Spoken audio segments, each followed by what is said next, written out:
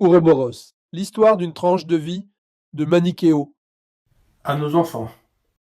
Il était une fois, puis une seconde fois, encore une nouvelle fois, et peut-être pour la dernière fois. Tout est noir, vide de son. Le néant laisse place à la vie, comme un nouveau-né qu'on extirpe, mélange subtil de bonheur et de souffrance.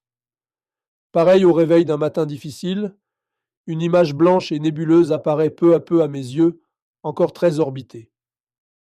L'image est vague, je ne discerne qu'un océan de lumière.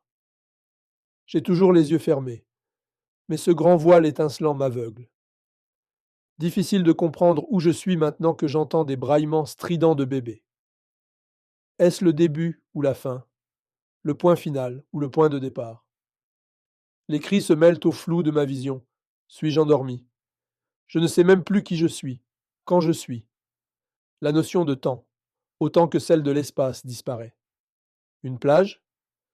Je sens l'écume qui caresse la jetée. Sa mousse crémeuse me lèche les orteils. Les nourrissons se sont tus pour laisser place au son de la nature.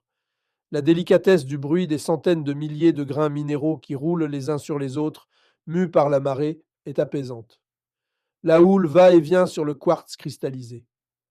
Le métronome rythme en deux temps le mouvement perpétuel de l'existence. Dans ce sablier s'écoule la vie, au fil de l'eau, au fil des vents. En marchant sur le rivage, je découvre un coquillage. C'est une conque, je la colle à l'oreille, j'entends la mer. Par effet de synesthésie, la vue, le toucher et l'odeur s'y mélangent au son, à mon goût. Tel pan, je la porte à la bouche. Sa saveur amèrement salée m'envahit. Sans réfléchir, instinctivement, je souffle. Les trois lettres sanskrites, AUM, font éclore la monosyllabe sacrée à l'origine du son primordial. Om. Derrière moi, un moine bouddhiste. Tiens, qu'est-ce qu'il fait là, celui-là? Il marmonne un truc dans une langue que je ne comprends pas. Ça fait Om Mani Padme Hum. Om Mani Padme Hum. Le bonze répète ce mantra à l'infini. Je ne suis plus sur la plage. Mon corps astral glisse en pleine mer rejoindre mon âme terrestre. Pas besoin de nager. Je suis porté par le courant, faible mais décidé. Cette mer est si calme, plane, qu'on dirait un lac. Je flotte, adossé à un lit de magnifiques et gigantesques lotus roses. Je me sens bien, c'est la plénitude. Je suis entier, dans mes sens et dans tous les sens du terme. Cette sensation me rappelle le sein maternel.